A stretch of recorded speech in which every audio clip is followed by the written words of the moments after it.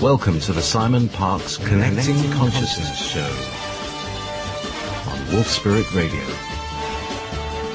Simon actively encourages you to post your questions live to him in the chat room at wolfspiritradio.com/listen.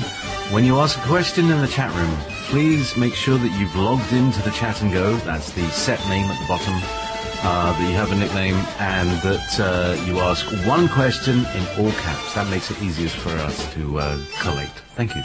The next 2 hours will be full of debate, interview guests, and up-to-date news. Please join Simon and play an active role.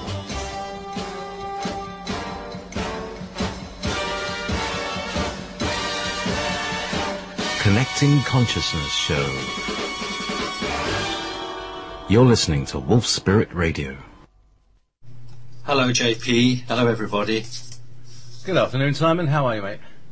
Very well, thank you. You sound as if you've been very busy. I have. Well, I'm always very busy, it seems, but this week has been quite...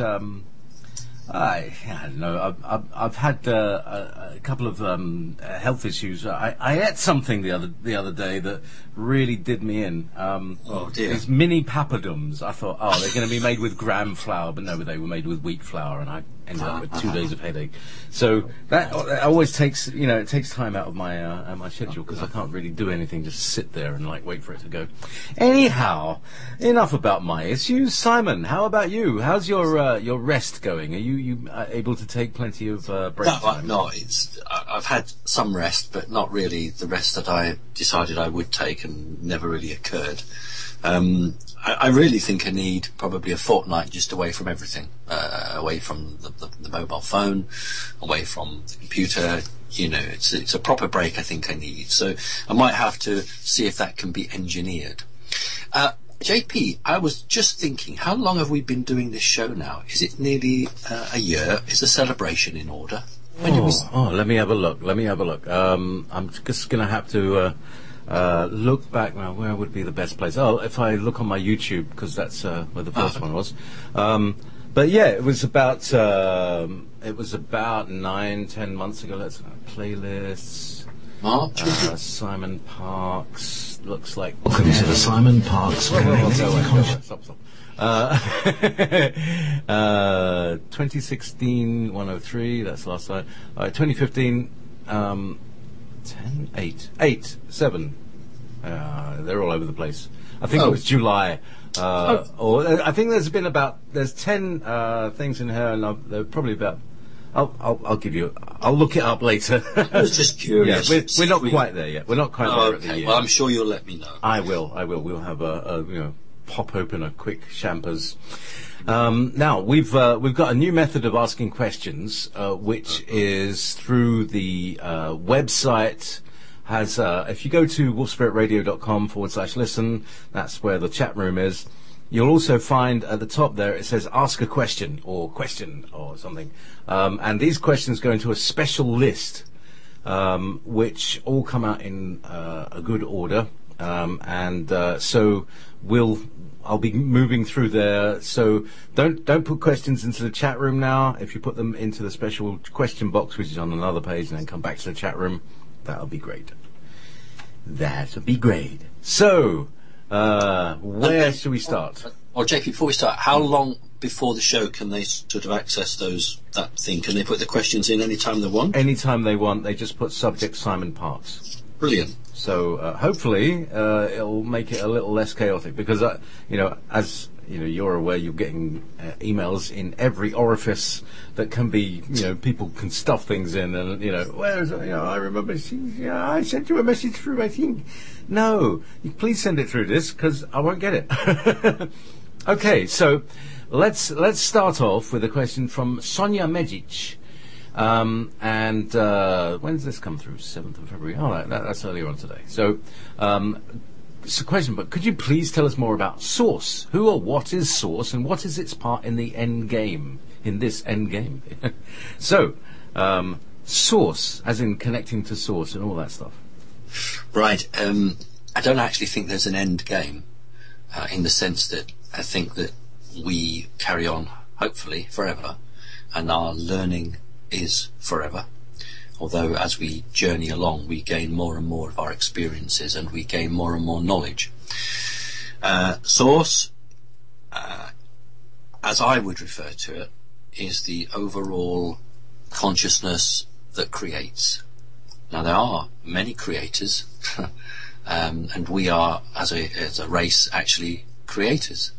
But Source is the creator of life, all life, and whether that's life that we understand it in an organic sense, or whether that's life that's a little bit more perhaps complicated to us. But it is the one divine thinking process that creates opportunities for living creatures to experience and to develop. Now, I don't know if there's a right and a wrong in our way that we develop. I think it's wrong if we hurt others, and it's right if we help others.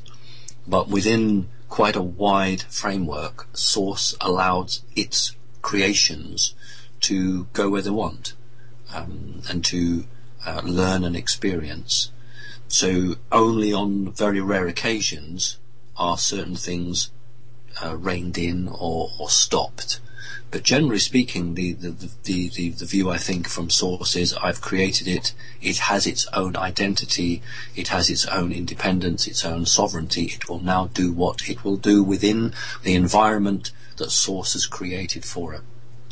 So when I talk about don't go to the light, go to Source or to your star family, if you are choosing to return to the point where you were created, this is really a sort of a rest and refit. It's a holiday. You're going back to Source to be reinvigorated, and then to decide what you do next.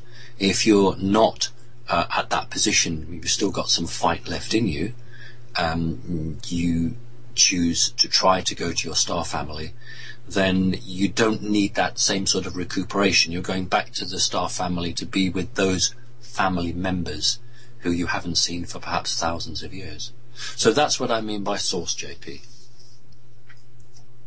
Okay, great.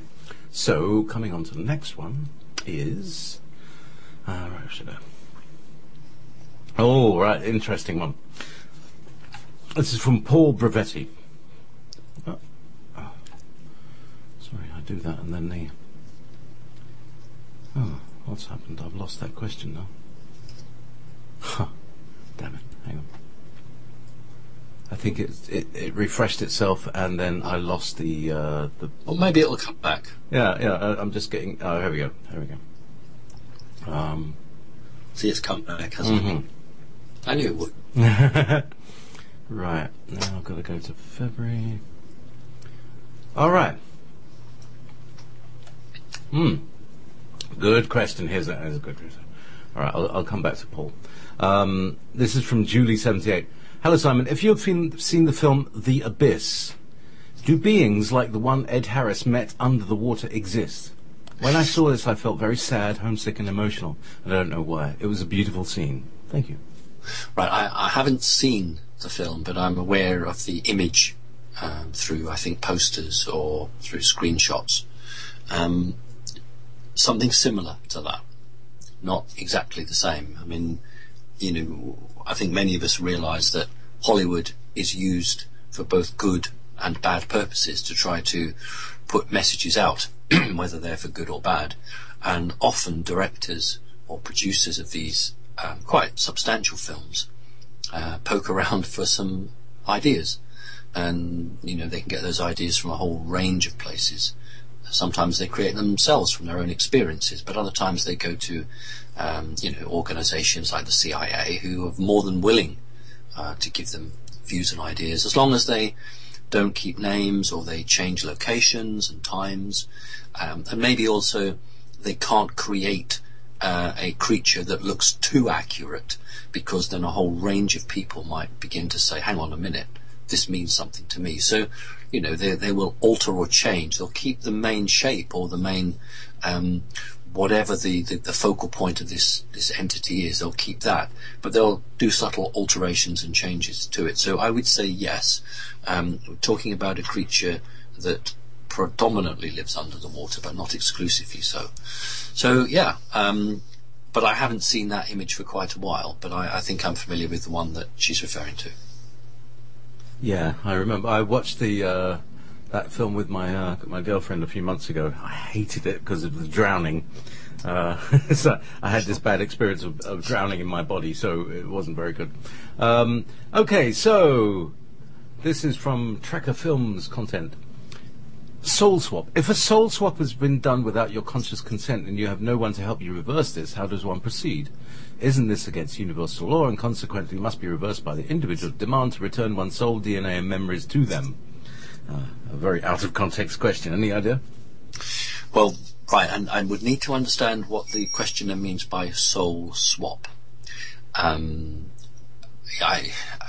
could misunderstand that. We often refer to someone who has a soul change as a walk-in, but I'm not sure if that's what the questioner is asking for. The questioner might be saying that they're aware of somebody who has been taken against their will and then had their soul removed from their body and a new soul placed in there. That's what it sounds like, as opposed to the general walk-in. To my knowledge, walk-ins are always with agreement. I've met quite a few walk-ins over the last few years, and in every case that I've come across, it was for a beneficial end.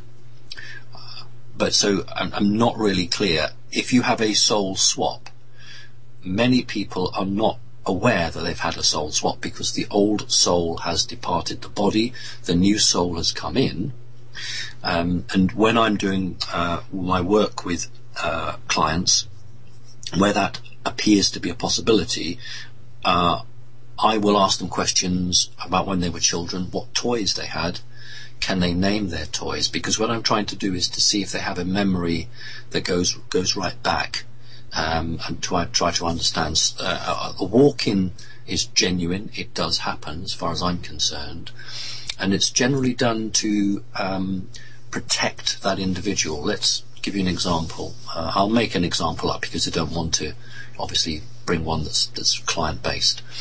Let's say a child is born generally in a hospital and it has a reptilian type soul, but obviously the body is, human, and maybe when that child reaches the age of 20 or 30, it has a changeover and a different soul, predominantly higher human, what I refer to as higher human, one of the higher dimensional human type souls takes the body over.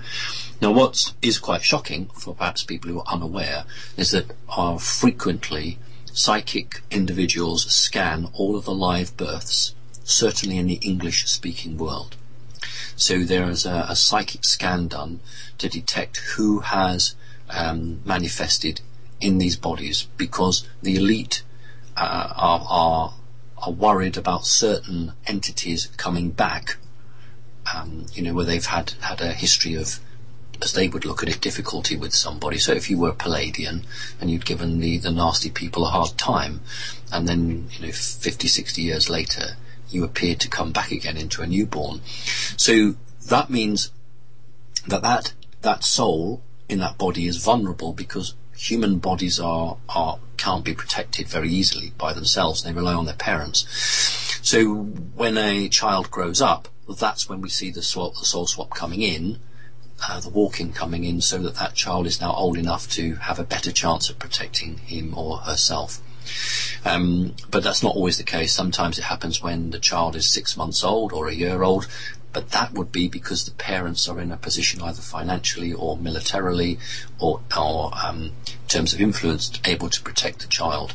So that's the normal understanding of that. If there's anything outside of that, then generally that would not be with the person's agreement, and that's wrong. It shouldn't happen.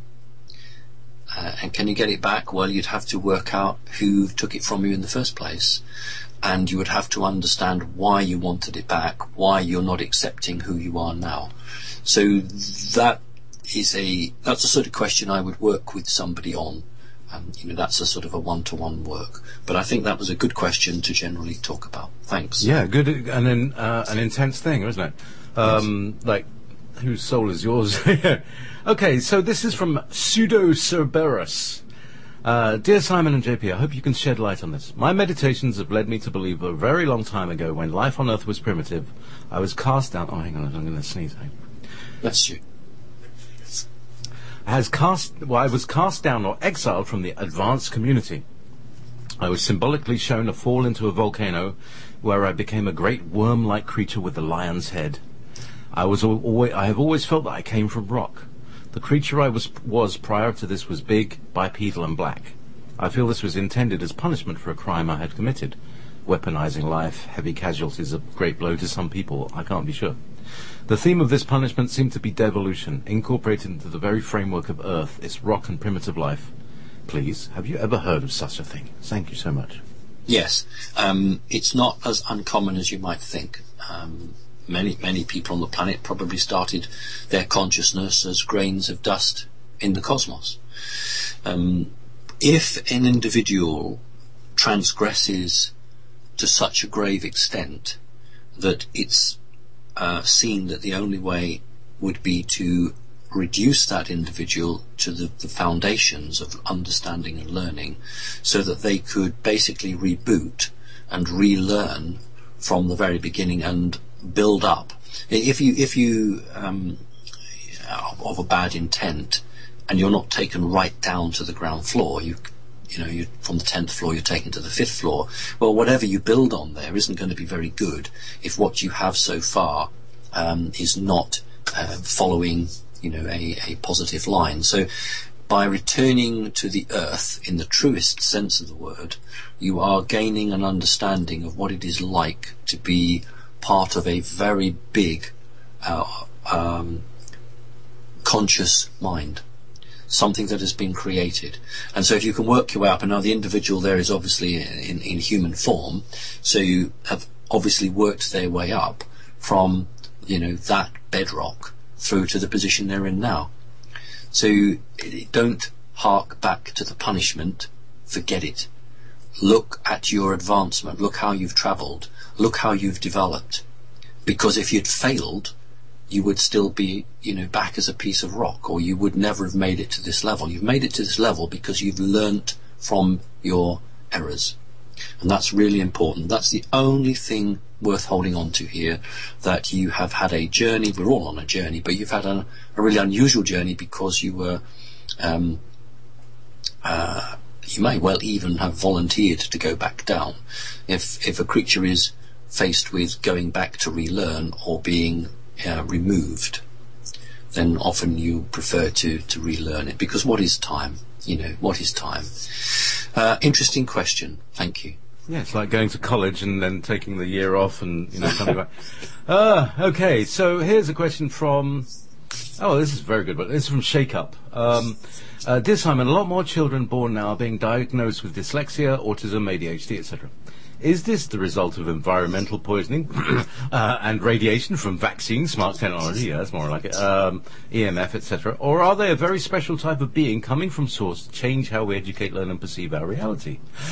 What can a parent do to facilitate, guide, protect these children from these entities and agencies who intended to corrupt or destroy them in a society that's trying to fix them instead of nurture them? Right. I presume that a parent is writing in, so therefore there's a very personal reason for that.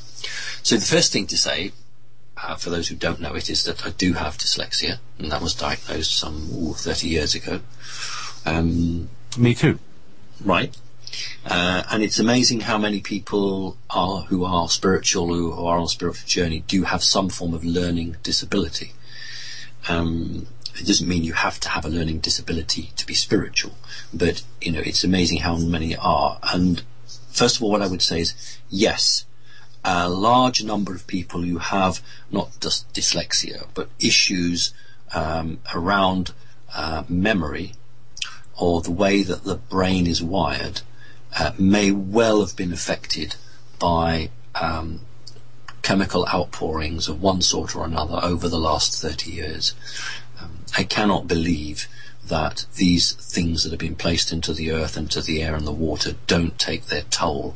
It's really interesting. You go to a major supermarket in Great Britain, and I don't know if it's the same in the States or the European supermarkets, but generally from time to time you see these big signs up saying, wash all your fruit, wash all your vegetables before you eat them. Now, if all these things are so damn okay for us, why do we need to wash them? We're washing them because they've probably got pesticides, they've probably got wax sprayed on them, and goodness knows what else. So one organisation knows exactly how unhealthy these things are, but they feel they've absolved themselves by saying, don't forget to wash it. And if anything happens, they say, well, we did tell you to wash it. So that's the one thing. However, those people who have some form of learning disorder or disability often don't thrive in the academic world in the same way as somebody who doesn't exhibit the conditions. It doesn't mean that that individual is stupid, far from it. What it means is they're not able necessarily to learn in the structured way that the establishment through academia lay down as the way we do it on this planet. And it means that that gives that individual the chance to use an old phrase, think outside the box. Because if you have dyslexia, you have a different way of thinking. Some 20 years ago, an American construction company, design company, who were working with plans and drawings, schematic drawings, only recruited people with dyslexia. Because, as the boss at the time said, if a dyslexic person looks at a drawing of a tower block or a block of flats and has to put the utilities in, he or she will see exactly where the pipes need to go to get them in, whereas a person without that doesn't seem to be able to do that. So it swings and roundabouts. The problem is that if you get labelled as somebody with a disability, you have to make sure that it's a label that you want and you can use to your advantage and to be proud of it, because it means you're different. What can you do? It's about the entities. If you have a disability and it is related to entities, as mine was, I had what we call a shadow being that came to visit me maybe for, 3 months, 6 months, when I was, between 5 and 7. And my academic procedure went straight down the pan, so much so that my grandfather paid for a teacher to come to the house to teach me English on the Saturday, and another teacher to come to the house on the Sunday to teach me math. And Monday to Friday at school, I gave up half an hour of my lunch break to have a special teacher at school to teach me, because for some reason they couldn't understand it. My ability just completely fell off the edge of a cliff, and they were really concerned. When this energy being had finished its interaction with me, and I don't know if that's 3 months or 6 months, everything changed, and from a reading age of about 6 or 7, suddenly my reading age was that of 13 or 14. So my command of the English language hugely swung, and nobody could explain that. So don't look on these issues as negative. Look on them as it makes your child special. How can you challenge and support and lead that child to make him or her really thrive, because the educational system is not designed for that. So what you need to do is to look what you can do at home to support that individual. And I'm happy to, from a personal point of view, if the person wants to try and get in touch with me, to try and support them in any way I can. Good. Yeah, it's an interesting thing, the dyslexia thing, because I never knew about it, but I've always had a tendency to be able to find misspelled words. It's the opposite way round, I have. When my son was born, or as my son grew up, they discovered that he was dyslexic, and my wife was saying, "Oh, it can't have come from my side." So they said, "Oh, it must come from you." And so I finally discovered that this crazy little facility that enables me to debug software very easily, because I can look at the printout and then find it on the page immediately. It just creates a little area of disturbance that draws my eye if any syntax is wrong. So I'm very good at proofreading, but It's a dyslexia thing. So now one of the things that Nancy, our resident intelligence officer, says is that she thinks that dyslexia is a result of having two things going on in your mind, or multiple things going on in your mind at once. Which is an interesting way of looking at things. Well, there's actually some truth in that. I mean, I don't want to go on with this question too much longer, but the entity that was training me, and that's the right word, was attempting to train me to be precognitive, to attempt to see into the future of time. Now that's a two-way split there, because there's a real time now in this linear 3D world and trying to predict the future. So when you are being moved from the normal understanding of a linear thought pattern, and you are trying to process two separate things at once, and males are particularly bad at that. So I think that makes a lot of sense. So I think so, yes. Okay, so great, thank you. Now to Johannes Hausler. Dear Simon, thank you very much for doing your work. I have a question for 2016. What kind of energies can we expect? How can we use these energies, and what do you know about planet number 9 that showed up at the end of January? Is it really similar to Earth, and are there more planets in our solar system that are yet to come? Maybe 12. Again, thanks for taking the time and space to deal with these questions. All the best, Hannes. Well, that's a nice question. There are two sorts of energy. There's the energy of good, and there's the energy of not so good. That's what Connecting Consciousness was about, and many other people have formed groups, so they're trying to project positive thoughts to try to counteract certain negative things that are occurring. And certainly at Connecting Consciousness we'll be doing quite a lot of that in the weeks ahead. I think the question really is, what is around the corner?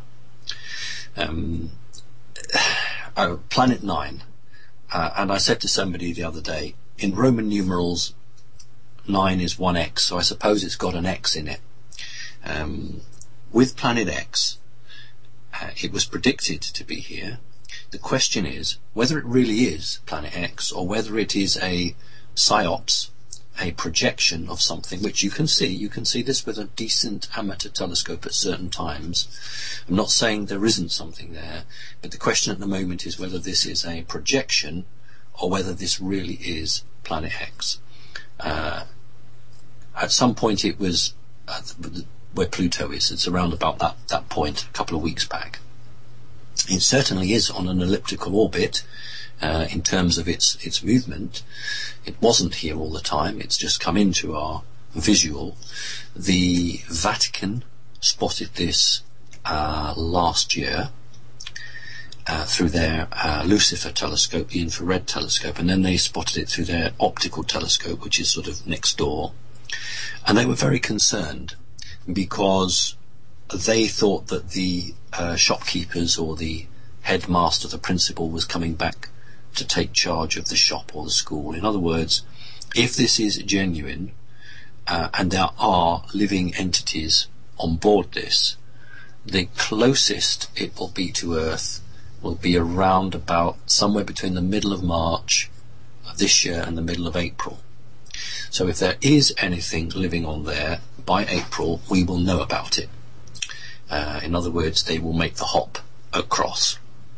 On the other hand, if it's still genuine, but there's nothing on there, it will just be an automated planetoid, something like that. If it's a psyops, and it's what we would call a planet generator, which is a device that gives you the impression that you're seeing a planet, both on a radar return and visually, then that could all be part of a false alien invasion. Now we have to remember that not just me, but many others have been saying that 2016 and into 2017 was the critical period. And for the United States of America, which is where my focus is at the moment, they have 3 hotspots coming up. March to April, which is Planet 9, if this is genuine. June, July, which could be a bit of an economic crash, gentle landing with a reset, or failing that, something quite catastrophic economically, October, November. So there are 3 key points, and the question was about energy. So 3 key points where energies will come to a peak or a spike, where something could happen. America was supposed to take the hit last year. It didn't. China took it instead. So now it's sort of America's turn, if that's the right way to look at it. What can we do about it? Well, in truth, I think that we have to go through some sort of shock, because I'm becoming increasingly convinced that the vast majority, 75%, that make up the Earth are these people who are seemingly unaware, are going to need some sort of shock to make them question who they are, or what they're doing, whether the government is doing the right thing for them, and how they live. So I think that we are destined to go through some sort of event of some sort, which will either mean that humanity breaks free or doesn't. So I think that really what we're doing is we don't want to be fearful. We don't want to buy into anything that we are sold through the major news channels. And we just wish to believe in the good outcome for humanity and for ourselves. It's perfectly acceptable to want a good outcome for yourself and your family, but also to think about other people. So I've always said, look, there are too many doom and gloom merchants. You put YouTube on, we're going to be hit by Planet X and blown into 1,000 million pieces. The volcanoes are going to erupt, the oceans are we're all going to be doomed, basically. That isn't on the cards if humanity can evolve. So we all need to stay very strong, very truthful, and determined to make a good example of ourselves. I don't mean you're going to go around and do what I do, sort of, go public, but you can be an ambassador in your own way. So you can act in a way that is an exemplary human. Now, it's really difficult. I'm certainly not an exemplary human, but we can all make real efforts to put good energy out there. And, we just have to wait and watch. I will have more information as the weeks come by, but at the moment, it's a pretty guarded secret. So it was a good question. Excellent. So there's probably going to be a few questions about that. It was June that we started the thing, so we're only about halfway through. But I did I interviewed you in March. So that's probably what I'm thinking. Yeah. Yes, that'll be it. Okay, so where are we? Radio list. Now, I've kind of caught up with Paul Brevetti's question again, so because it disappeared when I first hit the button. Anyway, number one, he's got lots. Okay, number one, I have been hearing that new energy-efficient CFL light bulbs, those are the little mercury ones, are giving off radiation. I've also heard it was false. What is the truth, and should we change our energy-efficient light bulbs back to the incandescent ones? Right. I'll ask you the questions one by one, because I know you don't like the piled up. Yeah. Okay, due to dyslexia, I won't remember them anyway, JP. First question then. You have a job going back to incandescent light bulbs because they're doing their best to completely stop the production. But you can still obtain them in some shops. I remember David Icke filling a cupboard up with the old-fashioned light bulbs. The only bulbs at this stage to stay clear of they are now old-fashioned. They're like little tube bulbs, but they're like Tesla coils. They are like spirals. My advice is don't buy those. The latest LEDs, which are not the little glass lamps, but they are the little square yellow dots. Through a very good friend of mine, I've been trialling one of those before they were on the market at all. I've had one for nearly 2 years now, and they're now generally available and very worthwhile getting. The issue is not those, and I know what the questioner is aiming for. The issue is somewhat greater than that.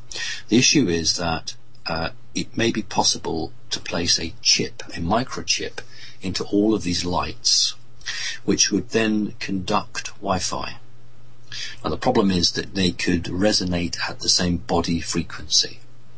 I did a talk in England, in Newcastle, just before Christmas holidays, and I showed images of one of these light bulbs that had a loudspeaker in it. So you could sit in the comfort of your own room, take out your smartphone, and then play music through your light bulb. Now I know that sounds absolutely crazy, and why on earth would you want to do that? But Nevertheless, you can do that. I think the object is to get these things into people's houses. It's a little bit like Windows 10, the operating system. I'm not advertising Microsoft, but Windows 10 is being given away free. Now, I remember when you had to pay over £100 for a Microsoft operating system, and I keep getting these pop-ups saying, over 100 million people have taken Windows 10, but you haven't. And I always want to write back, no, I haven't. And so I always think there's no such thing as a free lunch. Why would Windows 10 be given to everybody free? Now, they went through a phase where they were trying to give away lots of these light bulbs. The latest ones are incredibly expensive. At the moment, there's no issue, but within the next 2 to 3 years, unless human consciousness has evolved sufficiently, there will be an issue that they may be able to access everybody's living room, everybody's bedroom via their light bulb. That's a serious issue. Okay, thank you. Right. Being 20... This is from Paul still. Yep. Being 25% reptilian energy, I was wondering, since it is hard for us energies to meditate, what are effective ways for reptilian energy to meditate? And then should we try to doing something active to burn off energy and then meditate, or is physical activity enough? No, that generally wouldn't help. The traditional form of meditation is what we should all be aiming for, but we can change it for ourselves. We can do what we need to do. We're all individual, but there are certain guidelines we should follow. For people who have elements of their soul, which are part reptilian or indeed fully reptilian, it can be incredibly difficult for those people to concentrate. You always want to be up and moving around, or you get bored very easily. That's usually a sign, as far as I'm concerned, that that person has a sizable percentage of reptilian. No, the best thing to do is to find an interest, a hobby, that is connected to the earth, and then to study that. In other words, what I want you to do, if you know, I'm addressing myself to the individual here, is to become absorbed in a hobby, but it's not collecting coins or collecting stamps, because they are not connected to the earth. But let's say, for instance, you were going to study birds, or you were going to study insects or plants, or, as I do, collect fossils. If you can do that, then you can clear your mind, and you can work with something like that and begin to understand what your connection is to the planet and the consciousness of the planet. Try to link yourself with that. The reason I'm saying that is because reptilians are not native, never mind this planet, they're not native to this solar system. So they don't have the resonation frequency in tune with the planet that a creature that was, born here and grew up here and was made of the same material as the planet Earth. If you come from somewhere else, you are, you're a visitor, but you are a visitor with rights. So I don't want people to think they're second-class citizens. That's not what I'm saying. What I'm saying is that it is harder. So if you can find something that connects you, you could go for a walk and look on a mountain or a sunset, or take digital pictures of beautiful sunsets or something like that. You're trying to do something, and then to use that to focus your mind and try to understand what the greater picture is, and then use that calmness that hopefully you've created, or that connection that you've created, to then move into the traditional form of meditation. So it's a very common problem, because there are plenty of people on planet Earth who have sizable percentages of reptilian, and many of them struggle to meditate. So that works.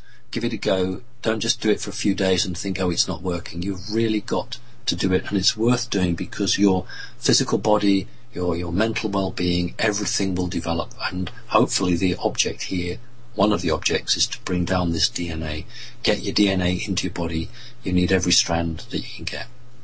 Good question. Need every strand. Okay, well, someone's been insisting. Let's take do you want to take a caller, or do you want to? Yes. No, I'll take a caller, as long as it's a genuine. I'll shut them off if they're bad. Good afternoon, caller. You're live on the air with Simon Parkes. We did ask not to have call-ins because it makes it too complicated, but would you like to briefly state your question and your name and your location? Thank you. Okay. Are you listening to this conversation? I'm not getting the show. You're on the show. Please turn off your radio, or I'll disconnect. I'm going to have to disconnect you if you don't get the instructions. Right? Hello? Okay. What's your name? Where are you? And what's your question? Kathy, New York. And my question is the planet Nibiru supposed to interfere with the magnetic resonances of the Earth as it comes near? Okay, let's go with that. There will be no pole shift on this timeline. There have been timelines predicted where there could have been a pole shift, but in this instance, on the timeline we're in, Kathy, there will be no pole shift. The planet, if it's genuine, will not pass close enough to seriously affect, but if it's genuine, there will be some local disruptions, and the United States will experience some of those disruptions, but it's not the end of the world. Thanks, JP. Thank you very much, and thank you very much, Kathy. Goodbye. So, back to the questions here. So, back to Paul Brevetti. I am too bored with my life. I feel my purpose is to meet an off-world entity, form a relationship, and do my part to help humanity. Would you ever be able to recommend an entity to pick up a person like an abduction, but with the purpose of exposing that individual to things that you may have been exposed to in a positive way? Or is that an impossible request? I think it's not a serious question. Next question. Okay. A galaxy far, far away. This is Philip Adcock. Because there's a subject line people can put in so that they get this. Dear JP and Simon, thank you both for your continued energy and dedicated to all things love and understanding. Simon, my question for today is two-part. What is your favourite Star Wars character and why? And secondly, the Pope is scheduled to meet with the head of the Russian Church about concerned leaders of the Catholic Church have over an end of the known world situation. Any clue as to what this is really about and how can we counter this with love? Thank you for your time and thoughts, Philip Hamilton on Terry. Right, that's a fair question. I don't mind questions like that actually because they interject some humour. People might be surprised to know that I wasn't a great Star Wars fan, and I didn't see the films until I was living in Hackney in East London in England, United Kingdom, and they were running what was then the 3 films back to back, and you started, I don't know, sort of 9 o'clock in the evening and it went through to 3 or 4 o'clock in the morning, and I thought, well, I'll just do it for the hell of it. And I don't have a favourite character, I'm afraid, because I didn't connect with it. Some of the characters were quite plausible, actually, but for me, it was too flippant. It wasn't serious enough, and when you really experienced some of the things that are portrayed there, it's not a joke. And I like fun and I like humour, but I like serious. If you look at the original Star Trek, which obviously was a product of its time with the Vietnam War being fought, but you look to that, then you look at something in the 70s like Blake 7, which is a British TV sci-fi show. There were moments of humour, but there was always a serious thread. Now with Star Wars, I felt the characters were more important than the story. So, Princess Leia, Luke Skywalker became perhaps more important than the whole issue or the whole story. So I'm afraid I don't have one. What was there a second part to the question? The second part was about this is between the Pope and the Russian Orthodox Church, which right. A very, very fascinating question that my girlfriend and I have been talking about as well. Right. This is actually to do with President Putin. It's got it's got something to do with the potential of a big change coming, and the Catholic Church via the Vatican surviving a change, and because there are no threads of communication between government, whether it be America, Italy, or Britain, and Russia, the only way they felt to open a means of dialogue was on the religious side. So in other words, the Vatican talking to the Orthodox Church, but this is purely and simply to try to negotiate a deal in relation to the forthcoming changes that could adversely affect the Vatican. So the Vatican is seeking information. It wants to know what President Putin knows. It wants to know what President Putin is prepared to do, and it wants to know what information President Putin has about the forthcoming change, and the Vatican is trying to negotiate an exit strategy for itself and others. That's what it's about. So basically, Vatican as the rat's nest, and trying to get a softer deal out of this because they know the time is up. Is that right? Yeah, in a nutshell, yes. Good. Okay, thank you. This is an interesting one from Lauren. Question for Simon Parkes. Is it true that the Draconians use weaponized parasites in battle? And if so, are they biological or mechanical? Also, what would be the best way to protect yourself to neutralize them, or if they're infected? Yes. Yeah, so what's the best way to protect yourself from this? Okay. We're not going to be attacked by parasites that the Draconis use. We are already, some of us, being attacked by parasites that are of an artificial intelligence nature, somewhere between living creature and not living. This is not coming from the Draconis, this is coming from what we would call the Archons, or the artificial intelligence, and it's connected to fourth dimensional energy. How can we protect ourselves? This is about your physical body and your mental state of mind.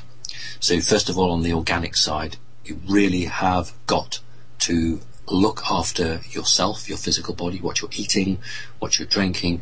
For goodness sake, please don't go jogging along the sidewalks. Don't go jogging along the edge of the road when the traffic's all pouring along. I can't believe when I see people doing that. If you're going to do it first thing in the morning or in the evening. Don't do it with all the motor cars backed up.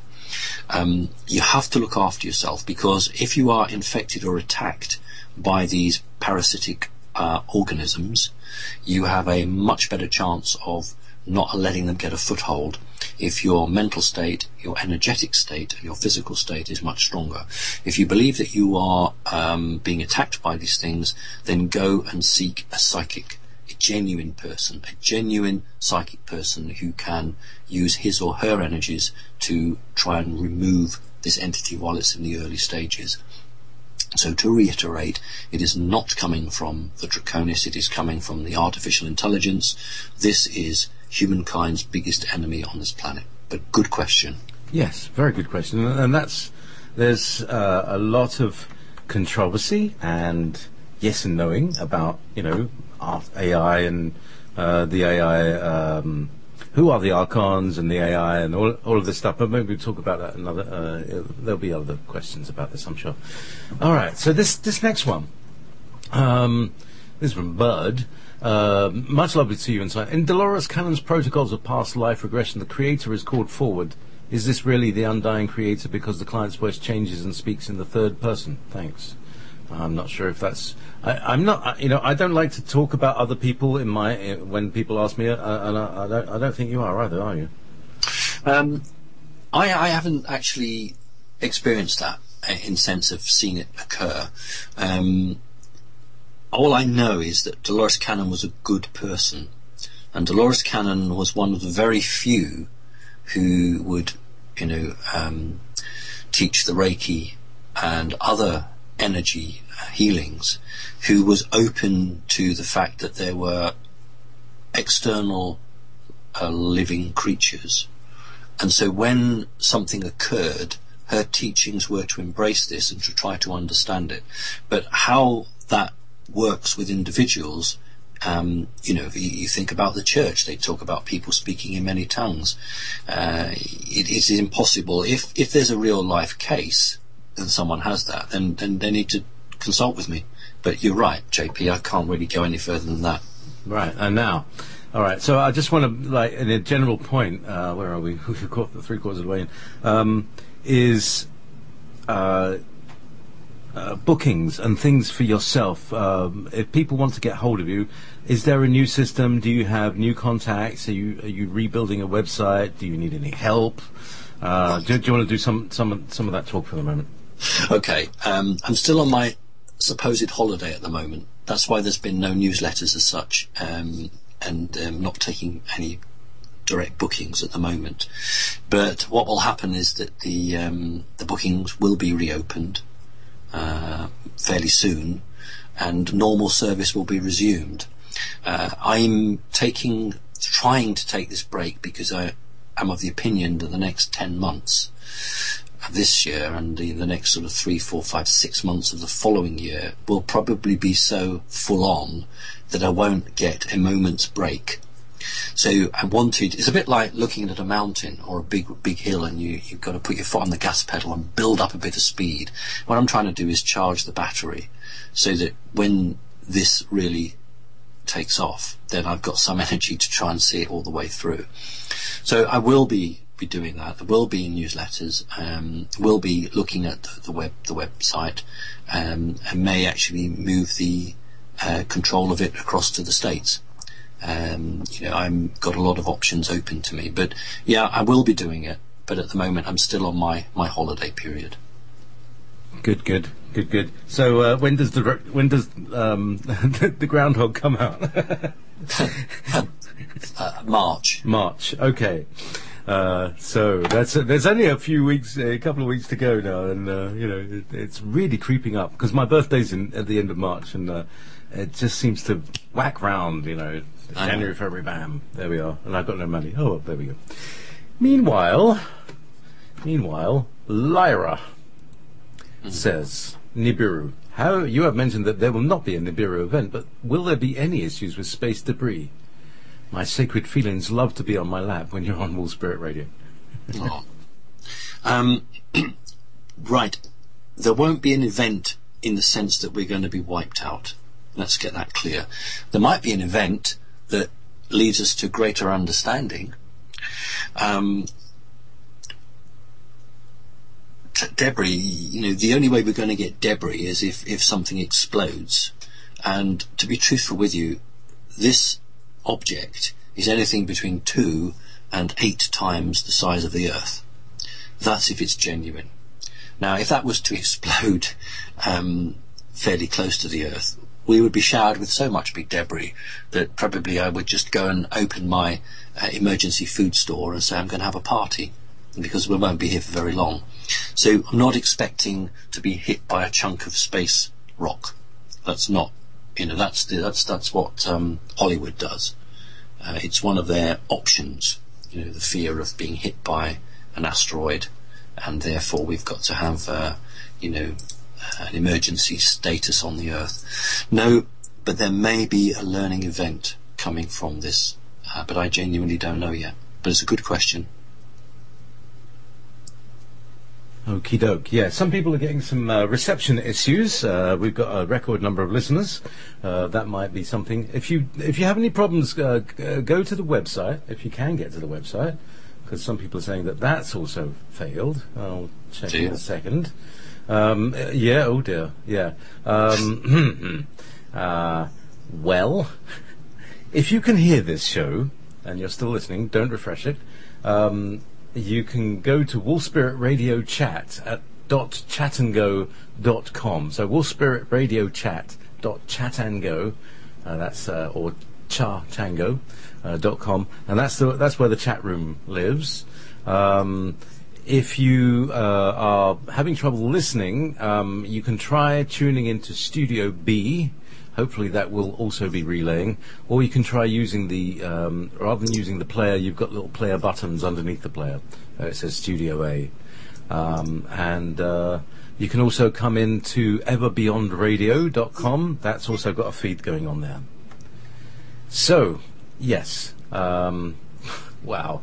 Yeah, we have a record number of listeners, so that's great. So it's lovely to hear you all. People are calling in, and it's I don't know. Well, let's take this one caller. Is this the same one? Hello, caller. Is this the same caller? Is this Kathy in New York? Yes, it's the same caller. And I wanted to know, what can we expect when Nibiru comes, and when is Nibiru coming? Right.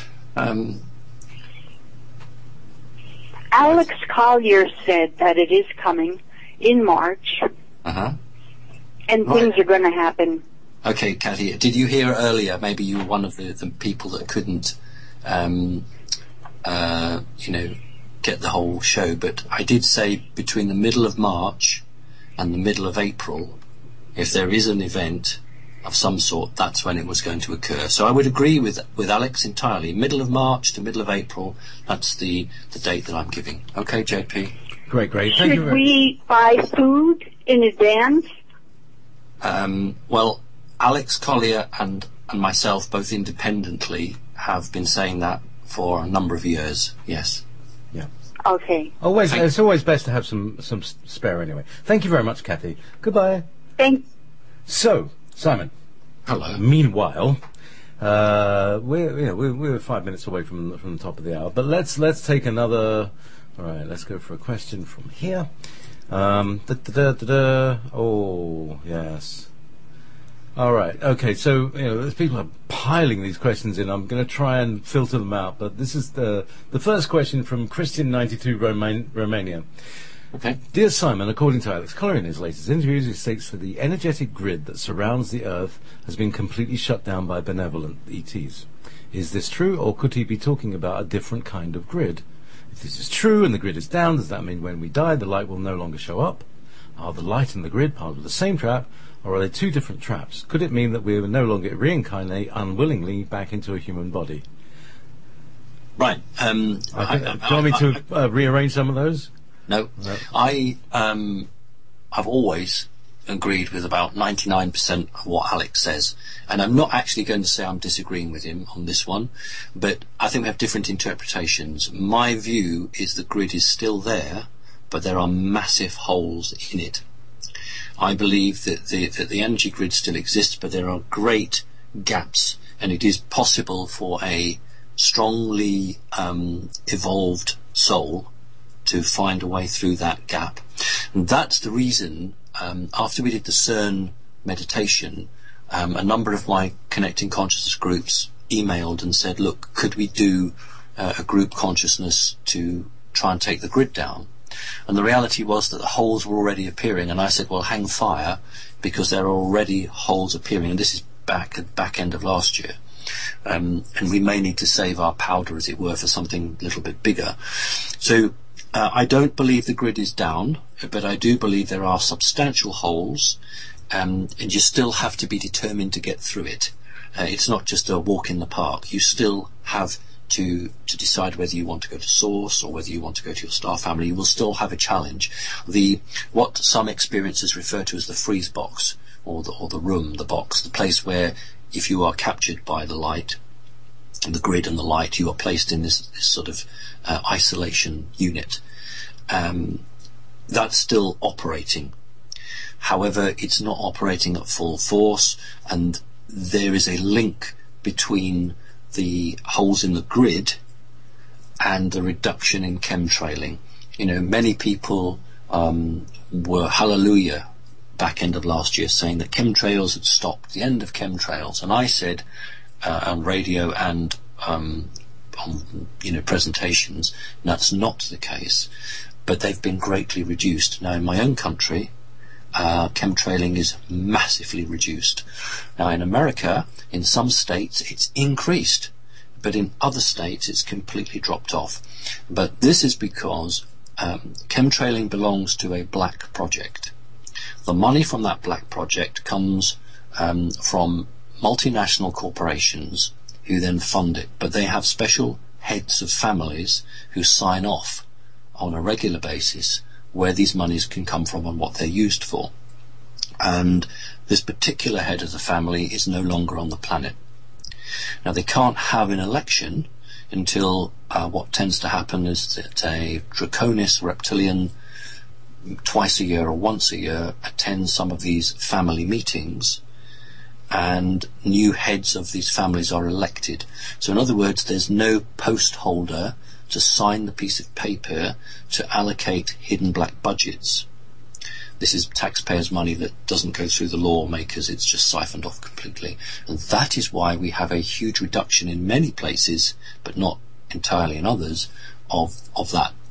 And the only reason that occurred was there was a hole in the grid which allowed this prominent individual to leave. The reason the individual decided to leave the planet was because thought that his time was up, that the great reckoning was just around the corner, didn't want to be here when that reckoning occurred. It's the same reason, go back a couple of questions, why the Vatican is meeting with the Orthodox Church. So it's a good question. Excellent. We've got some good, interesting topics here. Okay, this is from Cyril from France. Regarding different dimensions, I accept the idea that we can't, as third-dimensional beings, even conceive what fourth, fifth, or higher dimensions would be like. Yet, to try and understand it, what are first and second dimensions like? Can we access them, and how would we? Thank you very much, and all the best, Cyril. Right. This dimension, the third dimension, is the only dimension with conscious life in the way that we understand it. If you go down to a second dimension, you are reducing the maneuverability of functionality to such an extent that life doesn't exist as we understand it. Which is not the case if you're fourth dimensional and you're looking at the third dimension. They don't say we can't understand the life on the third dimension. They do, because once you reach the third dimension, you then have enough building blocks to be able to communicate with higher dimensions. It's very impossible for something from the second dimension to communicate with the third dimension. In terms of the fourth dimension, it's about time and space. That is the real difference. The concept of time is totally against anything that we are officially told. And once humankind can understand how time and space operate, then a lot of the secrets, or a lot of the lack of understanding that people have, will come forward. So I don't think it pays any dividend to go looking into the second dimension. I think what pays dividend is to aim at the fifth dimension and to say that whilst we won't stop in the fourth dimension, we don't want to, thank you very much, but we'll pass through it. There's been a big debate for the last 5 or 6 years about this. My view is that we won't just miss out the fourth and evolve into the fifth. I think we will experience the fourth very quickly. And the reason we don't need to stay in the fourth is because of this reality. The third dimension was completely constructed from fourth dimensional values. So although we are in a third dimensional environment without the understanding of circular time and space, all of the control mechanisms that we have been forced to survive on here have been foisted on us from fourth dimension. So why would we need to stay in the fourth? So we won't be staying in the fourth. We're going to go through the fourth into the fifth, and hopefully all of the nonsense that takes place on this planet will then fall away from us. So let's not focus on the lower dimensions. Let's focus on the fifth and higher. Thank you. Okay. And are there, how many, because, people are going, I'm from the 23rd dimension and I'm my 47th dimensional higher self, and I'm just thinking they're talking BS. What's the deal? How many dimensions are there, and what are they dimensions from? Right. Dimensions are 12, but I'm going to qualify that. We have 12 is a really important number on this planet. We have a traditional analog clock face that runs from 1 to 12. January to December is 12. In Great Britain, We still use inches as well as centimeters, and the ruler runs from 1 to 12. The Americans also have the same, the imperial standard. 12 is very important. Each number represents a strand of DNA. But there are sub-dimensions. Now this is the bit which I think some very genuine people say, or the 15th dimension or whatever it might be. But there are, first of all, sub-dimensions. So within a dimension there can be others. And a good example of that is what's happening as we speak in the 4th dimension, where almost a microcosm of another dimension is being formed because of the heaviness, I don't use the word negativity, but of the denseness of the energies, creating like a polyp, a budding off within the 4th. So we could say that that's a sub-dimension within the 4th. Now would we call that 4A? Or 4-1, I don't know. But if you look into realities, it's sometimes like a revolving door. So there is one major dimension, but within that there are revolving doors. So I think we've got to be very careful when someone professes to be from the 34th dimension. I would be very interested in hearing what they would have to say, but I don't think I would hang around too long. Tongues firmly in cheek. At that point, I would imagine, yes. It was a good question. So, yes, indeed. This is from Cafe Racer 88. Hello, Simon and JP. First of all, I want to show my gratitude and appreciation for all that you do for humanity, and wish you both all the best for the future. Thank you. My question is as follows. I hear beeps in my ears occurring at random times, always in one ear, sometimes left, sometimes right. It's like a pretty high frequency or high tone, almost always the same tone, and they last for about 5 to 10 seconds and then fade away. Do you know what it is, or do you know if anyone else has the same thing? Well, I do. Thanks again for all you do. JP, I have whistling all in my head. Like I got 5 or 6 tones, like really, really high. That's really, really, really high. And they're there all the time. But sometimes I get what this guy gets, which is like my one ear goes quiet, and then the other ear I hear, and then it'll just fade out. What's the deal with that? Is it just kind of pressure in my head equalizing or anything like that? Well, heaven forbid that you have pressure in your head, JP. I've got lots of pressure in my head, let me tell you, with those headphones on as well. So, a medical doctor, of course, who hopes to retire and have an excellent pension at the end of his or her life, would call it tinnitus and say, you have an issue with the inner ear, and if you go to hospital we can probably do something for you. And perhaps in some cases that's exactly right. There will be a medical condition. But let's not look at that, because my experience personally, and from speaking to probably upwards of 35 to 40 people who have very clearly have this, and have described it in exactly the same way as the listener has. There are a number of possibilities, and we'll try and wheel through them now. The first one is an implant in the ear, implanted by Earth government or elite Earth people. Another possibility is a energy weapon or a psychic outpouring being aimed at that individual. Another possibility is that it's a shadow being coming in from the 4th dimension. The best way to describe that would be you have like a vacuum in one ear, so you don't hear anything from one ear, but in the other ear it's a high-pitched sound which some people said sounds like being underwater. And that is generally a entity arriving into your reality from the 4th dimension. But I wouldn't exclude implants or psychotronic attacks. What the listener hasn't furnished us with, and would be extremely helpful to decide which of those 3 it is that the 15 seconds prior to hearing that noise, what did they feel?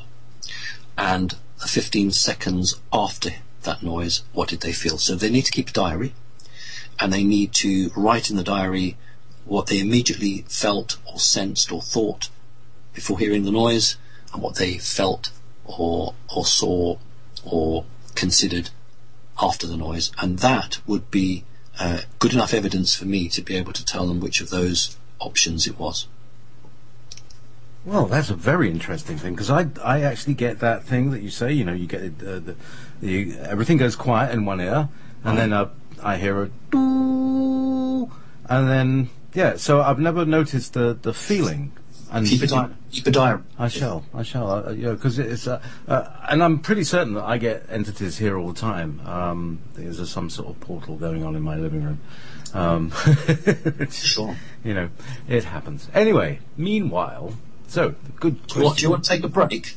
Oh, that's a good idea, yes. Oh, we're well past that, aren't we? Yeah. So let's put on a little tunie, and then we can get on, have a nice cup of tea, and let's, what have we got here? Maybe not. There we go. That's some John Lennon. Mind Games. Excellent.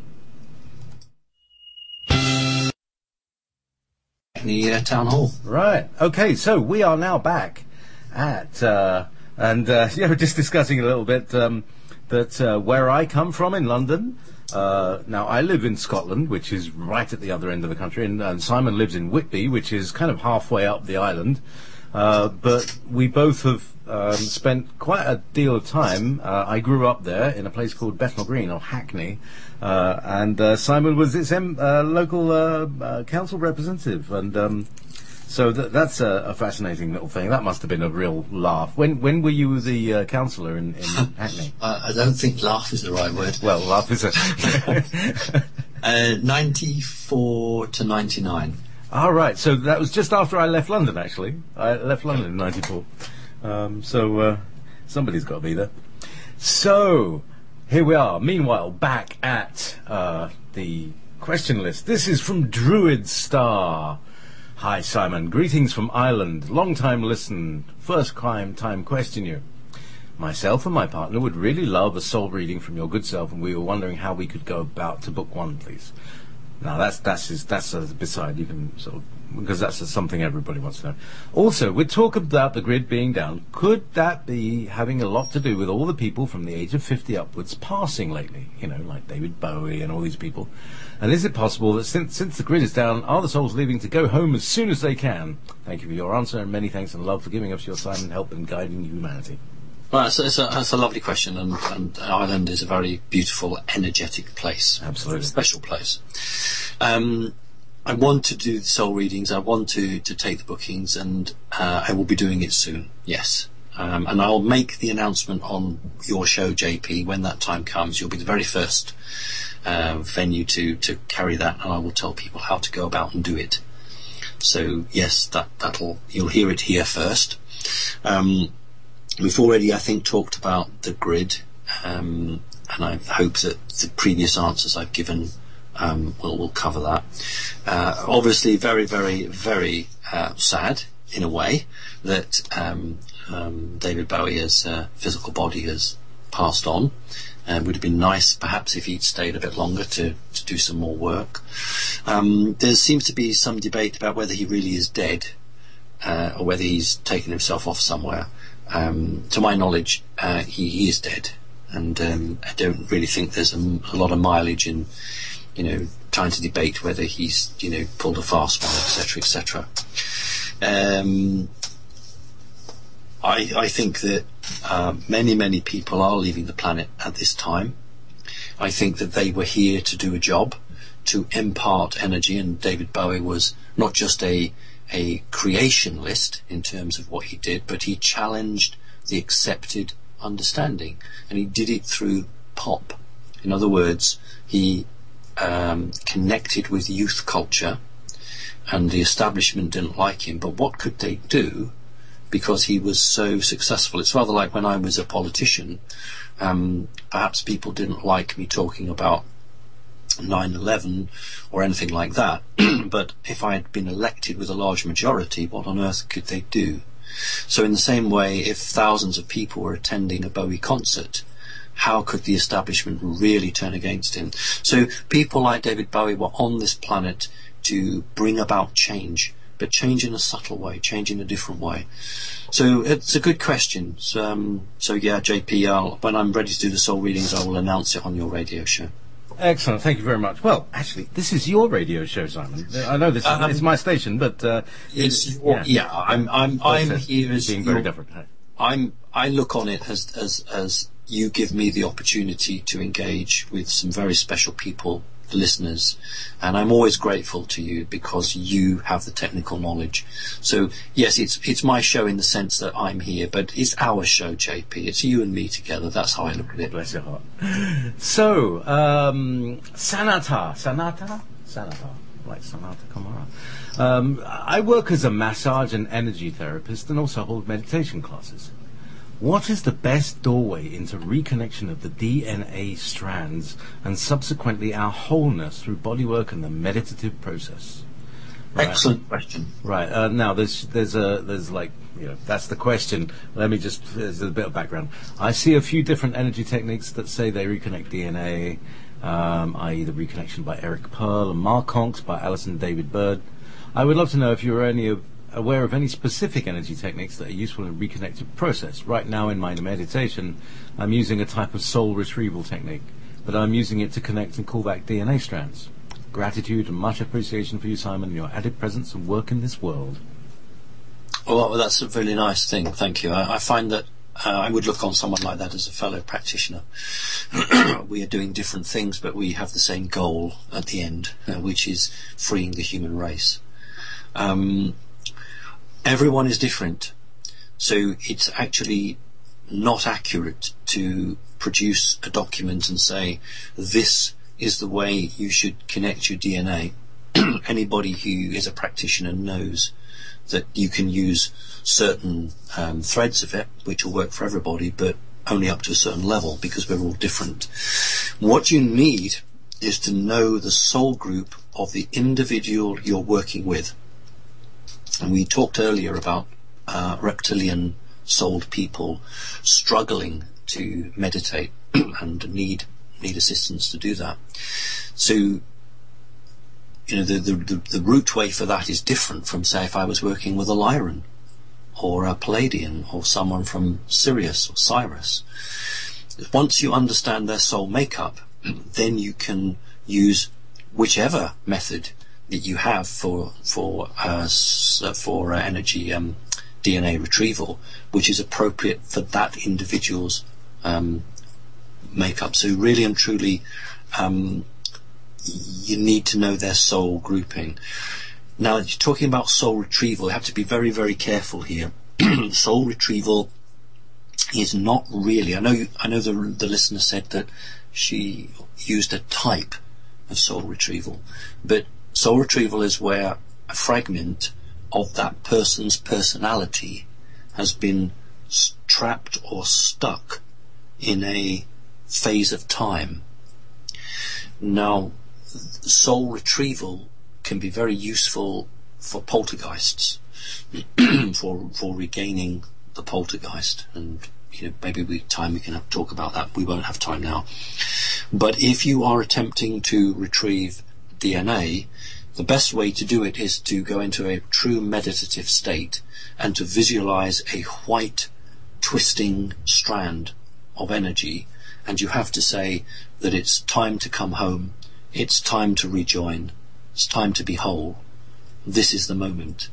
And you need to welcome back what was stolen from us 220,000 years ago. So you visualize this strand of DNA, and it doesn't matter which one it is. Don't go saying, oh, well, I don't want the reptilian one, I want this one. It will be what it will be, and you have to accept that and love it and go with it. Now, the last strand of DNA that you connect into your body will be the most challenging for you, and it may not be a reptilian one. It may be a Lyran, or it may be something else. So soul retrieval isn't really designed to connect with your strands. That's not what it's about. And you need to actually be very upfront and be very determined, very clear and focused. This is what I visualize, this is what I want back, because I need this. I will work free of charge with any healer who just needs a little bit of guidance from me, because there will be a time when I will come to that healer and I will say, you know what, I could do with a little bit of help here. And that's what good people do. They work with each other and they support each other. So it's a really good question. Thank you. That's the thing that I was kind of going to come to you with, Simon, is you seem to be very overworked. It would be good if there was a school or at least a small group of people, of healers, that could kind of lighten your load a bit. Is that part of your plan?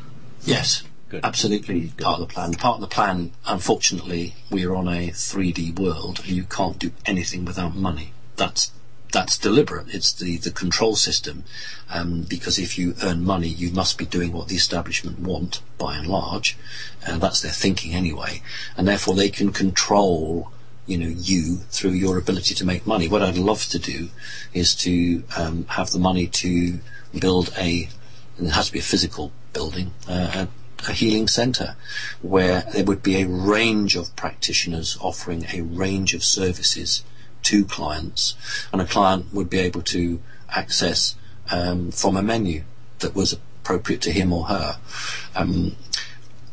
There are certain things that I can't do, and there are certain things that other people can't do. So if we work together, then we can obviously offer a package. For instance, somebody who comes to me and has serious mind control issues would benefit from another practitioner who could help them with a sleep pattern, because many people who have mind control issues don't have regular sleep patterns. So yes, I am overworked. I don't believe that I am the only person on this planet who can do this, but I do believe that I'm probably about the only person who is prepared to come up front in such a way and to do this. And I don't blame anyone else, because they're frightened for their lives, whether it's ridicule, whether it's just personal attack or rudeness, or whether it genuinely is threats of violence. And we have all seen key players go through periods where they felt their life was threatened. So I don't give a damn. I will carry on doing this, and either this physical body will carry on and I'll carry on doing what I'm doing and the human race will be free, or it won't, in which case I will have failed and everyone else who is on here will have failed, or something will happen and my physical body won't be here any longer. But that, I don't care about that. I just don't think about it. What I think about is the injustice on this planet now, and I want to do, like so many other good people, will want to do something positive, want to help. And when I talk to people, I'm so heartened, because so many people want to do something useful. They see what's happening around them, but they're not prepared to do what I or others do, but they want to help in their own way. So yes, I am overworked, but I can't step back from that. I've tried to take this break, but when the work is out there, it needs to be done. So yeah, it's a bit of a challenge for me, really, JP, but it's a good question. So thank you very much for that. And it's like I'm saying, it's a very important thing that is being done, and so we do need to have networks of, this person in this area and that person in that area, and I can see that that's happening, even in Britain, which is great. Okay, a question from Sue. Hello, Sue. Simon, dear Simon, thank you for being here for all of us for this planet. Why are so many souls incarnating into the bodies of animals trapped in industrial farming, battery cages, gestation crates, etc.? Are they being trafficked and trapped in a repeating cycle? Is this industry designed to increase their suffering, to generate loosh for harvest? Is anyone off planet trying to help these tortured animal souls, and what can we do? Blessings, Sue. That's probably one of the deeper questions that we've ever faced. I don't profess to have the full answer, but what I do know is that we are trapped in many ways, and the human race is trapped into believing that it is okay to eat meat. Now, we all have a choice, and that's the choice we make, either to eat it or not. But let us just assume that there really are reptilians. Let's just assume that there really are reptilians and they really do eat children and people. So, for many people, that's a comment too far. But for those who have really done the research, or those that have had personal experience, or know people that have had personal experience, they will know that that statement is actually accurate. The elite know it's accurate. Goodness me, do they know it's accurate. So, on this planet, there are rules. And the rule is that if you eat something that was living, why shouldn't something eat you? So a reptilian could say, well, I'm eating you, aren't you eating other life on the planet? If all the human race on Monday stopped eating meat, the reptilians would be put in such an energetical vice, they would have to stop eating humans immediately. So one of the reasons for slaughter of animals and the eating of the meat is to make it a trickery on the human race, so that they buy into this energy cycle, which allows the reptilians to maintain their dominance in terms of that. The question was more deeper than that. It's my own opinion. My own opinion is that these entities, I beg your pardon, these souls incarnate into animals in the hope that the pain and suffering that they go through to be murdered so that people can eat meat will be that extra grain of rice which tips the balance, which allows humanity to start to back off from doing that. So it's a choice, and it's a very, very difficult choice. Perhaps some of them don't have a choice, perhaps some of them are forced into it. But the reality is that at some point it's going to have to stop. But there's such a huge corporation behind this. I mean, there's multi-millions made from animals, and I live in an area where vegetarianism is seen as, being mentally ill. That's right. No, it is. It's North Yorkshire. Is a bit like a place that I know quite well called Hull, which is all about pies. Meat pies, and more meat pies. It's very meat dominated here, and there are huge farms, huge amounts of money made on this, and of course those people have a very good living, generally speaking, and they're not going to give that up.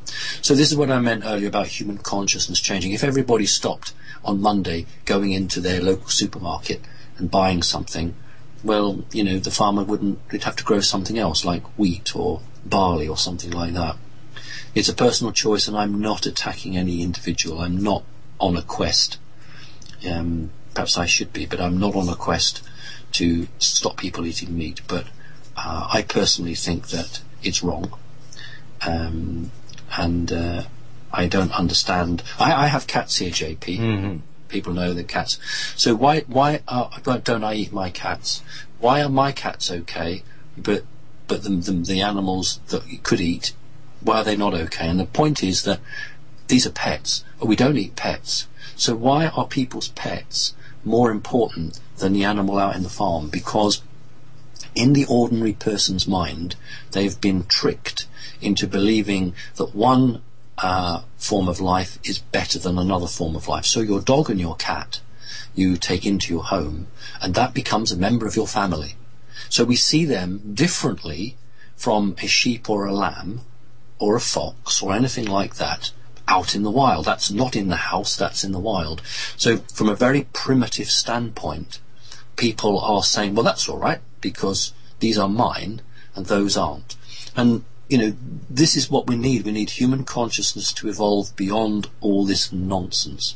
It's just trickery and just nonsense. And once human consciousness can develop to that point, then we will get some really beneficial changes. So it's a really good question. Thank you. Excellent. And also that little thing that you said earlier, I want to bring that back in, and just to reiterate it, because the thing about what you say, the reptilians are carnivores. And there's two little points I have, is that we have pets. Our pets are usually carnivorous. And that we generally eat herbivores. In terms of the food, pigs, and that's why there's a bit of a question mark about pigs, because they eat anything. But generally, you know, most animals that we eat, sheep and cows and everything, they eat grass and they don't eat other people. So there's a different food chain. But the idea of, like, if you're on the food chain, you're on the food chain. You know, if you choose to eat, that puts you in danger. And that's a very, very subtle and important and very galactic consciousness point. Thank you, Simon. Quickly before we go on, if you look at the teeth of a human, we have two obvious meat-eating teeth, but the vast majority of our teeth are for grinding and crushing. And so the answer to the diet is found in the teeth. If we were designed just to eat meat or eat a lot of meat, we would have far more teeth like a crocodile, or like a reptilian for that matter. But we don't. We have a whole battery of grinding and crushing teeth at the front. And the teeth, I beg your pardon, at the back, and the teeth at the front are pathetic. You know, in terms of eating meat, they're really not very practical. So humans, in my opinion, have been tricked into believing that they need to eat vast quantities of meat, and that's not the case. The dentation of the teeth show that we can survive quite happily on other things. And soup. My teeth were adapted to eating soup. Anyway, from good old Spirit Bunny, I love that name, Spirit Bunny. Hello, Simon. Many times now, I've heard you say how the Draco are skilled with genetics. That genetics is the thing they are best at. They have also been hanging around Earth for a long time. What I would like to know is how they have contributed to life on this planet. Oh, what have the reptilians ever done for us? Sorry. Maybe you could list five diverse examples. I've got to five diverse examples of familiar life forms they would be proud of their work with, besides themselves, and explain what type of work they did with one or two of your examples, like alteration, splicing, adding ability, removing abilities, etc. Also, if our current race is one of the life forms they worked with, please include us in the list. Well, right. Well, what have the reptilians ever done for us, Simon? It was Michael Sharman, wasn't it, who wrote the history? What was it? What have the Romans ever done for us? Yeah. And then I've probably got a kickback from that now, haven't I? I've probably got about half a quid. Well, I'm not going to sell or try to push the reptilians. I've stated quite accurately that they are absolutely brilliant geneticists. But you can use your genetics for either good or ill. It's a bit like magic, really. There's no harm in black magic. It's the person who conjures. If the person that conjures the magic is of good intent and uses the magic for good purposes, that's good magic. If he or she uses it for bad purposes, that's bad magic. So it's not the genetics that are at fault. It's what the intent is with it. So if the intent is to create new life forms, then that's good, providing, of course, that life form is not going to try and destroy every other life form on the planet.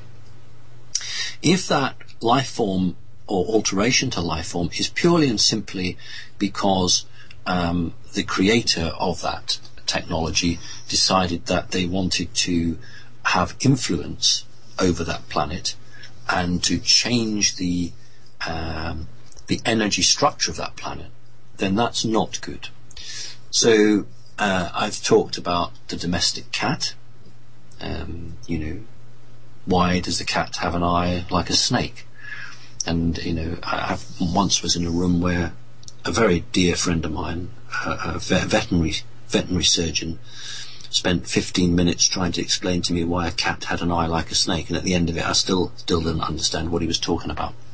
That is, as far as I'm concerned, through genetic alteration. Humans were genetically altered right from probably starting about 5.56 million years ago, which sounds a long time to us, but isn't very long to somebody who is an interdimensional entity. And I've talked about how the Stone Age tools suddenly changed in the strata of the Earth. You can suddenly find these rocks, you can suddenly find these Stone Age tools changing within 100,000 years, as far as the record is concerned, which may just be 10,000 years, which is just unheard of. And I believe this is alteration of the mind. Scientists have poured glass beads into molds of fossilized brain cases of human creatures, and they've measured the brain capacity over 2-3 million years, and Charles Darwin can't get away with it any longer. There's no way that these brains could suddenly increase these sizes in such a short period of time. It just doesn't happen unless there is some big technology coming in. So I'm not going to apologize for the reptilians. I'm not going to try to sell their case. I will say that they are brilliant geneticists, but they've used their genetics for predominantly negative reasons. These are about ego, building their own ego. They want to put their mark or their stamp on a planet. That's what they do. They go from star system to star system, planet to planet, and they look at it and they say, how can we reptilianize this planet? How can we adapt these creatures? Because they believe they are the ultimate life form. Reptilians generally, not exclusively, reptilians generally believe that they are superior to mammals. Some people can actually smell a reptilian, but reptilians do not have glands to exude sweat, and reptilians absolutely think humans are disgusting, because most humans sweat, and reptilians hate that. In fact, they will say to a person, step back from me because I don't like your smell. The alteration to people and to life forms on this planet is purely and simply because the reptilian wishes to replicate itself, because it says we have reached the pinnacle of our evolution. If you look at the dinosaurs on our planet, they reached a point they couldn't really evolve beyond that. Mammals are continually evolving. Now, I see that as a strength. I think that a mammal can evolve very rapidly, and that's what saves it. When there's a disaster or a cataclysm, the human creature can evolve so quickly, it can usually cope with the changes that are happening. A reptile can't change very quickly, so it is susceptible to being wiped out. So they see it as a strength, I see it as a weakness. So I hope that's a good answer. Awesome. The other part of the reptilian thing is that they're incredibly proud of them. This proud of themselves, and superior smirkiness is the annoying thing. Anyway, meanwhile, from Victor Alvarez. Dear Simon, thank you for your dedication to humanity.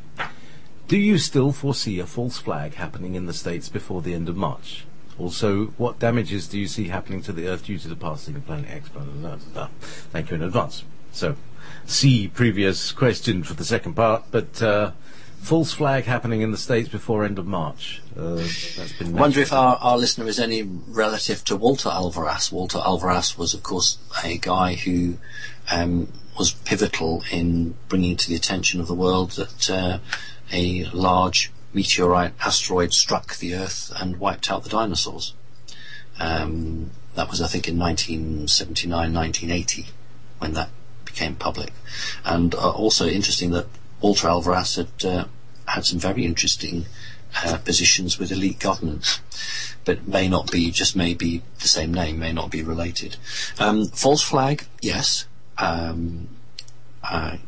It's still on the cards, and if we've got a situation with this planet number 9 that is not a real planet, if it is an artificial created, what's called this this planet device, then we will have a situation in March, I beg your pardon, in very end of March, sometime in April being the key point. And it was interesting that one of the caller, our caller said, Alex Collier was also talking about the April period, and I'm saying March to April.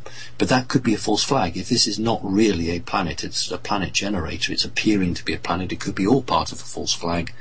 So yeah, April, I've got some money on it, that something will occur.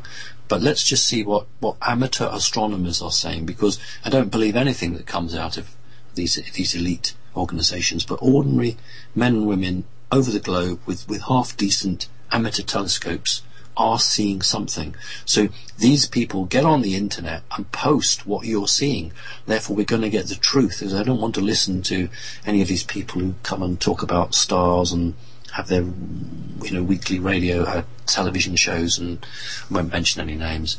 But I hope amateur astronomers can actually start posting and maybe put some of the pictures they're getting from their telescopes, because we will really see what's going on. Yeah, you'd really think that Brian May would get it, wouldn't you? Anyway, so now these questions are just absolutely pouring in, and so as I go from one page of these things back to the same page 2 is now like page 6, and so I'm just going to dive in because we'll never catch them all. So why don't we one day do an all-nighter? Yeah, we could start and just go right through the night into the early hours. God, you're asking for it. Okay, we could do that.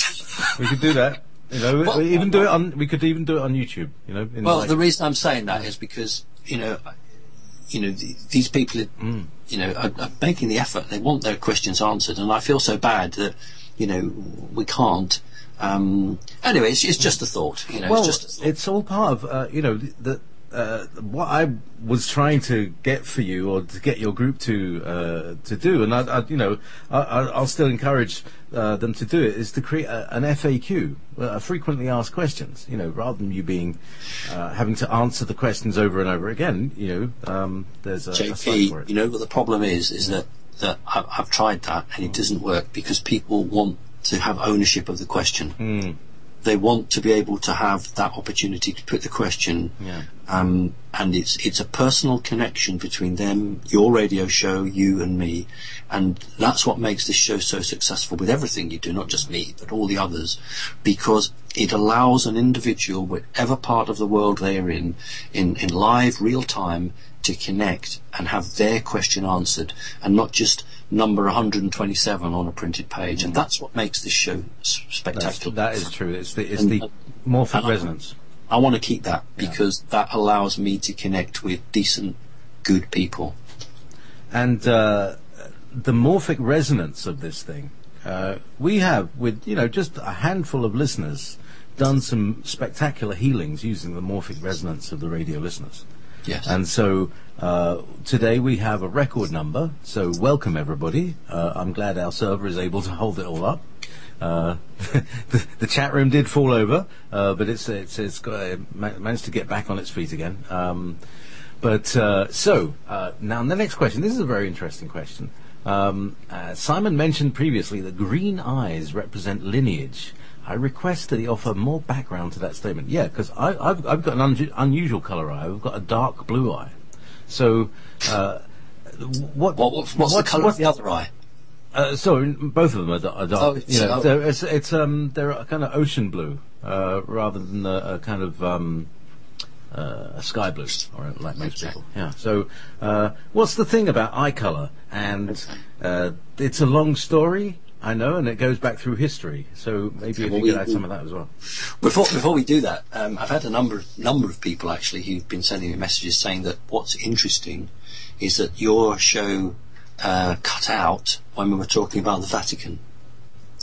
So when we were talking, the question about the Vatican meeting Orthodox Church, and my answer to that apparently I've had 3 separate people now, one person on Skype and 2 people on text, independently have told me that that's when the show cut out for them. So that might be worth just... All right, yeah, don't mention the Pope. I think I got away with it.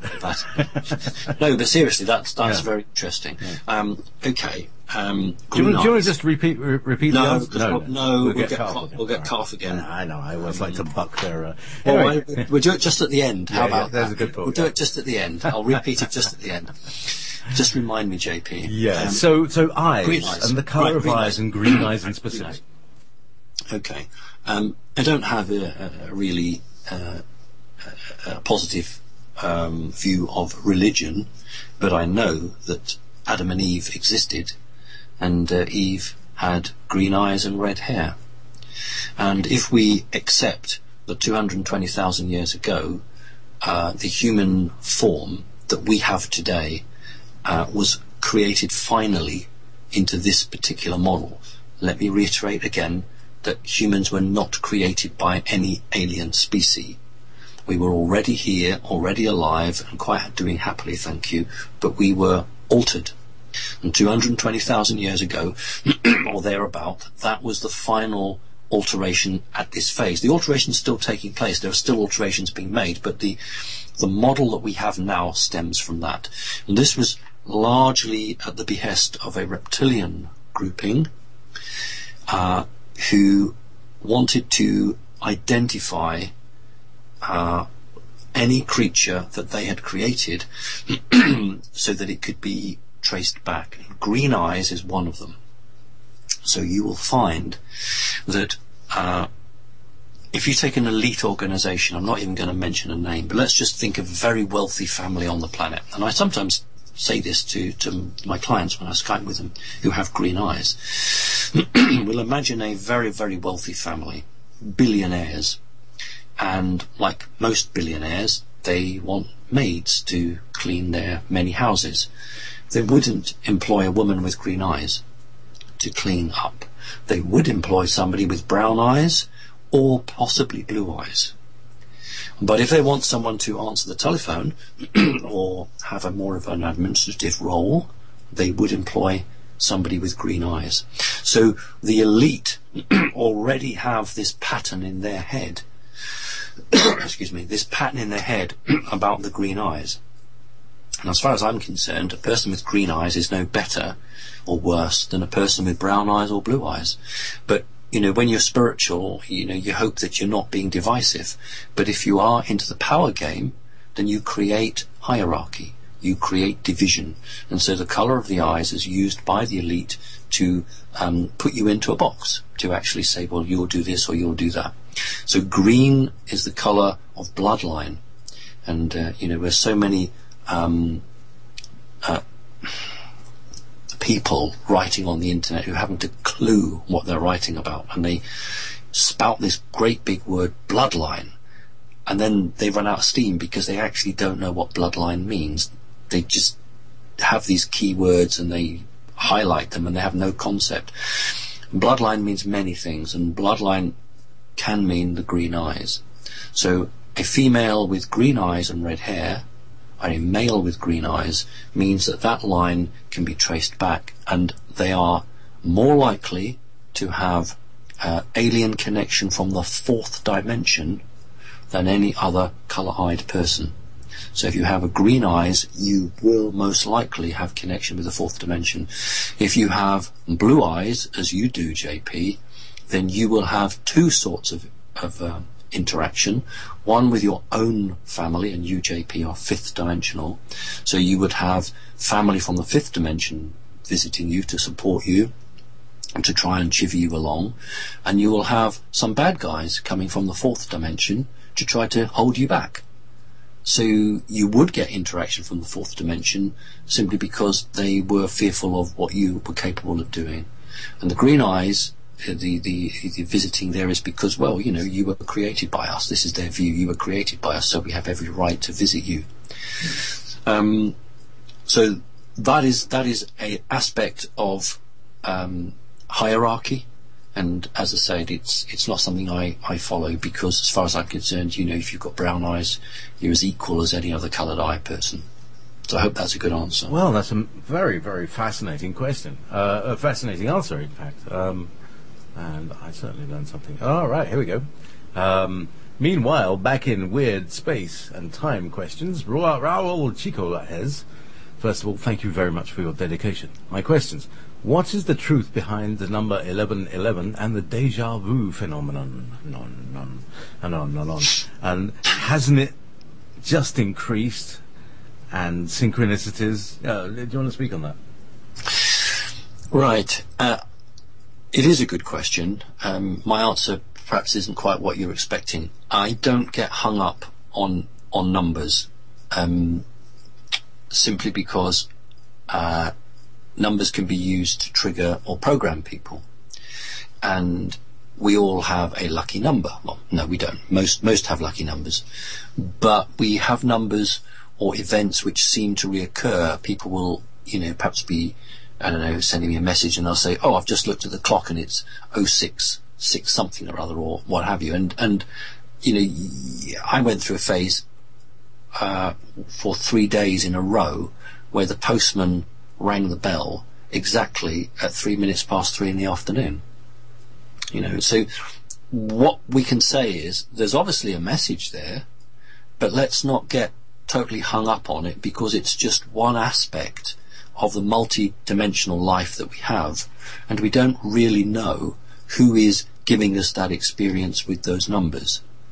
So I'm very cautious about letters or numbers or colours, because intentionally or unintentionally they can be used to attempt to take us over. I mean, a number of times when people have approached me on the internet, and it becomes clear that they are agents for some elite group, and they will then slip a phrase, either spoken on Skype or typed, which is totally out of context with the rest of the sentence, designed to try to take me over or try to trigger me, and it may contain a number or a signal, you know, and I laugh at it, and then the confusion in their mind, poor things, and then they repeat it again because they don't understand it, why it hasn't worked. And my own view is that we have all choices. We go through our life, we live for the present and hopefully for the future, and when certain things happen, yes, there may be a message there, so have a look at it and take the message, but don't get hung up on it. So that's my answer. Great question. Okay, now, and again, this is when I do ray readings on the radio, one of the things that I wanted to do was to kind of see the distribution of the different ray groups, different soul groups. And so this question here is from Sarah. Hi Simon, based on your readings and consultations, etc., what do you estimate is the percentage breakdown of starseed souls you are seeing? That's hard to say. Starseed souls you are seeing in the human population right now. E.g., how many reptilians, how many Pleiadians, how many Lyrans, how many, and are there any? You know, what about Ursa Major? How come nobody is ever from Ursa Major? Yeah, you know what I'm saying. It's probably the Ibiza of the galaxy. Yeah, everybody's got everywhere's got one, eh? Anyway, so yeah, so what's in your experience, or is there other intel that you have about the sort of percentage breakdown? Okay, my take on the word starseed is different from the way it's being used here. I think the questioner is asking for non-Earth human souls. I think that's what they're asking. For me, starseed is a non-Earth human who has incarnated on the planet with a specific job to do, and has many gifts and is clearly different. That's my concept of a starseed. But there are 25, in my view, 25% of the Earth's population are non-Earth human and contain elements of souls that are not of this planet. So 75% of the population are Earth human, and it's their planet. Now I know people are going to say, hang on, this is my planet as well, you know, and I'm not going to get into an argument, but those people are the ones who need all the hard work doing, because they're the Earth humans. They're the ones who are terribly naive and have been tricked and trapped. So if you have a non-Earth human soul, then you are made up of either alien or human, but not Earth human. And I have the term, which I use in my clients, if that's appropriate for them, higher human, meaning they are human from a higher dimension than this reality, which is the third dimension. Now if you're reptilian, you could still actually be a starseed. So we must try to understand, because it's about choice. You could have 100% reptilian soul, but you could have made a choice for good. You could have made a choice to actually do something positive on your time on this planet. So it doesn't matter that you've got 100% reptilian soul, you're going to be a good person. You could have a beautiful, beautiful Lyran soul, higher human, but you could have made a choice to be a horrible, nasty person. So this is where the free will comes in. So we've got a whole range within this 25%, which I estimate, of people on the planet who have from 1% Earth human swinging right across to 100% non-Earth human. And so these people all have different attributes, different ways, different values, but the question is whether they are aiming at the same goal, which is freedom for themselves and freedom for the people around them. So it's a really big question, and at 5 minutes or 4 minutes to the hour, I don't suppose I can go on much longer. Thank you. Great, thanks. Right. Okay, so this is Pavel Laskalski. It's probably the last question. In my recent soul reading with you, you told me that I was a Pleiadian soul but left because they were too rigid and I was too much of a free thinker, so I went and reincarnated as an Andromedan. What sort of meditation techniques would you recommend for me? Well, I never discuss generally people's names, and I don't, because it's private, but if the individual is prepared to discuss it, then I suppose it's fair game, isn't it? It's open. The Pleiadian group is quite a tough environment to grow up in, and many higher humans will incarnate there just to understand how the Pleiadian group has survived. And to my knowledge, it's the only higher human group that has maintained its physical integrity in terms of reptilian attack. And it's not for everybody. And so the next one down in the fifth dimension is Andromeda, which is where Alex Collier has a lot of connections with. So if we were to start off in the Pleiadian group and drop down to Andromeda, the question would be, why would you want to connect with Pleiadian group? Because you have already made a choice to move to the Andromedan group. If you are now a bit like saying, as a child who doesn't know who his mother or father is, and then says 25 years later, I wish to know who my parent was, then that's quite an interesting concept. What you'd have to do, and I think that it's quite right thing to do, is to use some meditation music with dolphins, with the ocean, because this is absolutely supremely connected to Pleiadian culture, and using that as a backdrop, then try to connect to that star family.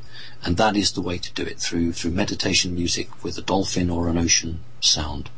Very quickly then, because we've got 2 minutes left, the Vatican point, because we got cut off I think last time. The Vatican is meeting with the Orthodox Russian Church because they are seeking a way out of a very difficult situation.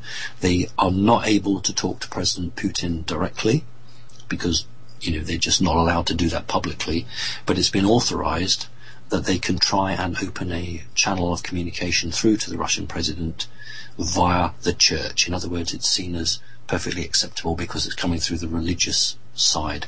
They're trying to do a deal, they're trying to save their necks.